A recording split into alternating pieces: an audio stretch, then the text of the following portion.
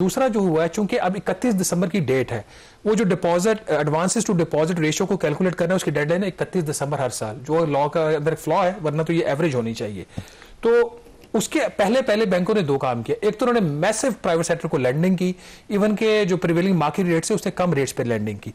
दूसरा, उन्होंने इस तरह लोगों को फोर्स किया अपने डिपॉजिट विड्रॉ कर। डिपॉजिट वाली चीज तो एड्रेस होगी, बट इन्होंने एक रैकेट 931 अरब रुपए की जो है वो लैंडिंग इन्होंने की है बैंकों को। दैट्स अ पॉजिटिव, बट के एक स्पेस तो काम कर गया ना का, वो जो गवर्नमेंट की थ्रेट थी तो काम किया उसने ना, उसने किया ना काम। तो फिर लेकिन इसके साथ बैंकों ने को स्टेट बैंक ने चूंकि हमेशा से हमदर्दी रही है बैंकों के साथ, एक हल्की सी रिलीफ भी दे दी उन्होंने। एक मिनिमम डिपॉजिट रेट होता है कि कम से कम मुनाफा अपने अकाउंट होल्डर को देना है। तो ये वाला जो मिनिमम डिपॉजिट रेट है ना, ये वाली जो शर्त है, उन्होंने कहा कि ये सिर्फ इंडिविजुअल्स के ऊपर अब लागू होगी। जो कंपनियां हैं, चाहे प्राइवेट है या पब्लिक सेक्टर की कंपनीज, उनके साथ अब नेगोशिएट कर ली, उनको मिनिमम देने की जरूरत नहीं है। अच्छा। तो कहीं ना कहीं उन्होंने जो है वो, और मेरा ख्याल में जो मैंने जिक्र किया था कि हम बेहतर है कि जो बैंक्स को रिप्रेजेंट करते हैं उनके नुमाइंदों से भी अगर बात कर लें, तो क्या मुनीर कमाल साहब हैं इस वक्त हमारे साथ लाइन पर? उनसे अगर बात कर लें तो। जी मुनीर कमाल साहब, आप हमें सुन सकते हैं? जी बिल्कुल, वाज़ेह, लाउड एंड क्लियर, माशाल्लाह। बहुत शुक्रिया मुनीर साहब ज्वाइन करने के लिए। पहले मैं जरा इनका तारुफ करवा दूं, ये सेक्रेटरी जनरल हैं पाकिस्तान बैंक्स एसोसिएशन के। तो मुनीर कमाल साहब, हमने देखा कि इस महीने जो है बैंक्स जो हैं वो अदालतों में चले गए, इस्लामाबाद हाई कोर्ट में गए, जो 15% एडिशनल इजाफी टैक्स बैंकों के मुनाफे के ऊपर जो हुकूमत ने आयद किया था। सवाल यहां पर यह है कि जब बैंक्स जो हैं अरबों रुपए मुनाफा कमाते हैं, तो वो टैक्स देने में इतना क्यों रिलक्टेंट है? अच्छा, मैं अब इससे पहले कि मैं एडीआर पे बात करूं, जरा थोड़े से टैक्स की आपने बात की है, तो बैंकिंग सेक्टर के टैक्स का मैं प्रोफाइल बता देता हूं। पाकिस्तान की बड़ी जो कॉर्पोरेट्स हैं उन पे टैक्स है 29%, बैंकों पे 39% है। सुपर टैक्स मिला लीजिए, वो 39 बन जाता है उनका, हमारा 49 बन जाता है, तकरीबन 50%। तो पहली बात तो ये है, पाकिस्तान भर की हर इंडस्ट्री से 10% ज्यादा टैक्स पाकिस्तान बैंकिंग सेक्टर देता है। आपने बिल्कुल ठीक कहा, पैसा बनाते हैं। और मैं जरा आपको बताता हूं कि पैसा बनाने से एक तो पैसा तो बनता है, उस पर टैक्स पे क्या असर पड़ता है। लेकिन उससे पहले मैं जरा ये बता दूं कि एडीआर टैक्स में हमें जो इशू है इन प्रिंसिपल वो क्या है। टैक्स लगता है इनकम स्टेटमेंट पे, ये टैक्स बैलेंस शीट पे। पाकिस्तान या दुनिया की किसी मुल्क में आप चले जाएं, उससे अगर पूछें कि कौन सा वो एक इदारा है जो ये कह सकता है बैंकों के आपका लोन 10 होना चाहिए, 100 होना चाहिए या 20 होना चाहिए, वो इदारा है central bank of the country. हमारे केस में वो स्टेट बैंक ऑफ पाकिस्तान है। हमने ये अथॉरिटी स्टेट बैंक से लेकर टैक्स अथॉरिटीज को देनी है कि आप डिक्टेट करेंगे कि कितना लोन होना चाहिए। अब मैं वापस आता हूं टैक्स पर। देखिए 2021 में हमने पाकिस्तान बैंकिंग सेक्टर का टोटल टैक्स लायबिलिटी था 160 बिलियन रुपीस। उसके बाद इंटरेस्ट रेट्स बढ़े, क्योंकि हमारी बैलेंस शीट्स पे गवर्नमेंट पेपर्स बहुत थे, ट्रेजरी बिल्स, सुकूक, पीआईबीज। तो 2021 से 160 अरब रुपए से बढ़कर 618 अरब रुपए टैक्स लायबिलिटी बढ़ी है बैंकिंग सेक्टर की। आप मुझे एक इंडस्ट्री बता दें जिसने इतना ज्यादा टैक्स दिया हो और इतनी तेजी से बढ़ के दिया हो, तो आधे से ज्यादा इनकम तो वापस कर देते हैं। अब आइए कि टैक्स में मैं फिर वापस आता हूं कि हमें कबाहत क्या है। पहले तो मैंने आपको बात बताई, ये टैक्स जो है ये रिग्रेसिव है, ये डिस्टॉर्ट करती है चीजें। और ये अभी देख लें, ये एमडीआर का जिक्र कर रहे थे। ये जो एमडीआर का मसला है, ये 5% जो फीस लगाई थी, अब हमने वापस ले ली। हमारा तो माई बाप स्टेट बैंक ऑफ पाकिस्तान है, उनके साथ बैठे, उन्होंने कहा ये आप वापस ले लीजिए, हमने वापस ले लिया। 5% वाला क्यों लगा था? अब आप 2 मिनट के लिए देखें इस टैक्स की जो डिस्टॉर्टिंग जो है। 31 दिसंबर को अगर बैंक्स 50% पे आ जाते हैं, तो जो अहदाफ हैं एफबीआर के वो तो नहीं कर सकते। वो 90 बिलियन है या 60 बिलियन है या 40 है या 190 है, तो वो तो जीरो पे आ गए। यानी किस किस्म का टैक्स है कि बैंक्स ने अपना अहदाफ पूरा किया, एफबीआर ने अहदाफ खो दिया। पॉइंट ये है मेरे भाई कि हम तो ये कह रहे हैं कि आपने टैक्स लेना है ना, हमसे बात करें, कितना टैक्स लेना है हमसे बात करें। लेकिन इस तरीके से जो टैक्स लेना है ये डिस्टॉर्ट करता है, ये बैंक की बैलेंस शीट डिस्टॉर्ट करता है और ये मार्केट में अप एंड डाउन होता है। ये ठीक नहीं है। इसको बैठ के तय कर लेते हैं कि किस किस्म का टैक्स आपको चाहिए।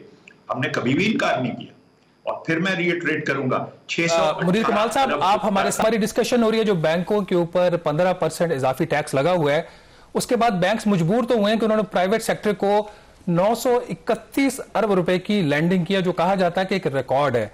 तो मुनीर कमाल साहब, आप फरमा रहे थे कि कहाँ होता है ये कि लैंडिंग जो है वो डिक्टेट की जाए। अगर आपको डिक्टेट ना किया जाता तो क्या आप 931 अरब रुपए के लोन देते अक्टूबर में? देखिए, बात आपने जो की है ना, 931 देते या 2 बिलियन देते, वो बात नहीं है। वो तो हमारे पास एक टारगेट है, उसको मीट करने की कोशिश कर रहे हैं। पॉइंट ये है कि पाकिस्तान की बैलेंस शीट, जो बैंकों की बैलेंस शीट है, वो जिस हाल में इस वक्त है, जिसमें 27 ट्रिलियन, मैं 2023 की आपको बात कर रहा हूँ, 27 ट्रिलियन का इन्वेस्टमेंट है, जिसमें आपको भी पता है 95% गवर्नमेंट पेपर है और 13 ट्रिलियन का लोन है और कोई 29 ट्रिलियन के। इस किस्म की बैलेंस शीट आप दुनिया में कम ही देखेंगे। ये क्यों है?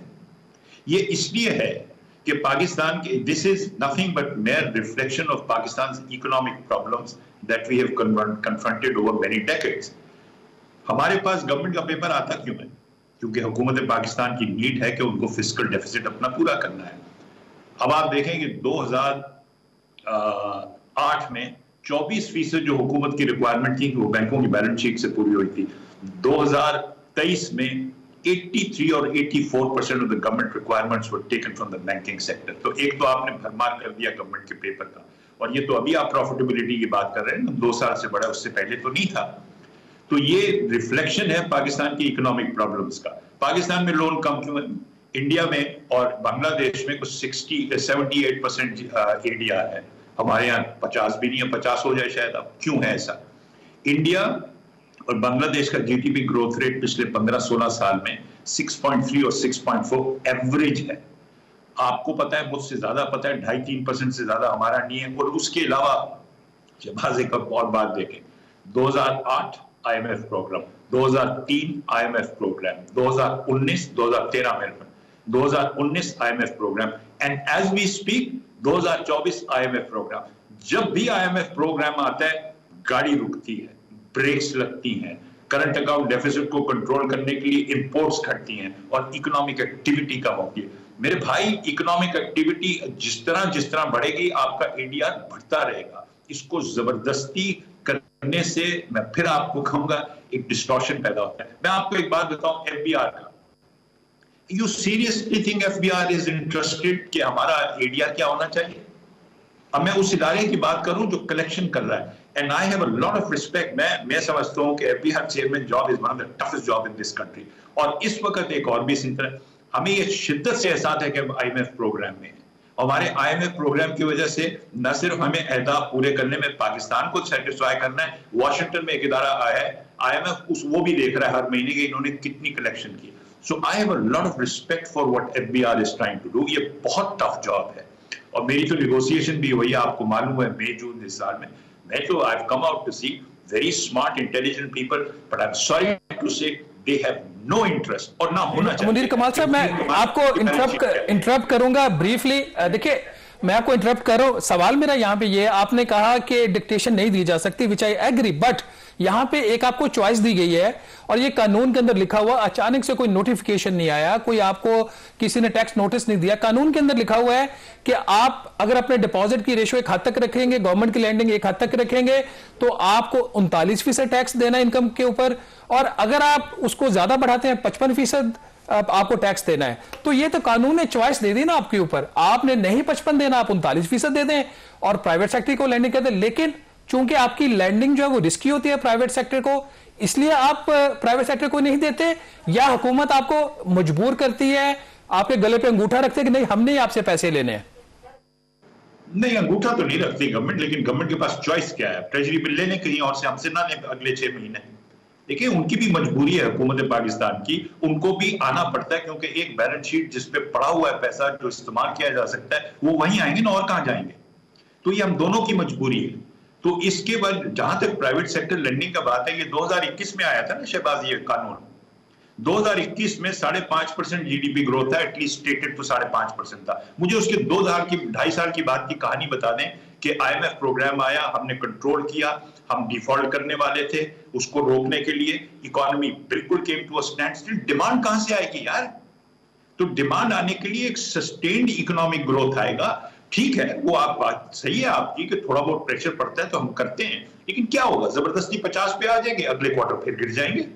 और अगर बहुत ज्यादा जबरदस्ती की तो हमारा लोन पोर्टफोलियो खराब हो जाएगा। देखिए मैं अभी आपको, और ये आप इस पे तहकीक भी कर सकते हैं, पाकिस्तान की balance sheet combined together banking sector की इस वक्त जो लग रही है, हमें लिक्विडिटी का प्रॉब्लम नहीं है, हमें क्वालिटी ऑफ रिस्क एसेट्स का प्रॉब्लम नहीं है, हमें कैपिटल एडिक्वेसी का प्रॉब्लम नहीं है, हमें एक अच्छी बैलेंस शीट है। और जैसे ही इकोनॉमिक एक्टिविटी बढ़ेगी, गवर्नमेंट की फाइनेंशियल पोजीशन ठीक होगी, वो भी हमसे कम बोरो करेंगे, और प्राइवेट सेक्टर, और ये सिर्फ प्राइवेट सेक्टर की बात नहीं है मेरे भाई, ये पब्लिक सेक्टर की भी बात है, बिजनेस की बात। I am sorry, I have to cut you here, वक्त हमारे पास कम है, लेकिन वैलिड पॉइंट आपका बिल्कुल कि यकीनी तौर पर जब मुल्क की मैशत सुधरेगी, ग्रोथ आएगी, तो ऑटोमेटिकली चीजें फिर बेहतर होंगी और उससे फिर प्राइवेट सेक्टर को लैंडिंग भी बेहतर होगी। बहरहाल ये एक ऐसा इशू है, क्योंकि पॉइंट यहां पर यह भी है कि एक तरफ जब हुकूमत के ऊपर दबाव है कि टैक्स कलेक्शन उन्होंने करनी है, वो सारा बोझ अवाम के ऊपर, सैलरीड क्लास के ऊपर डालते हैं,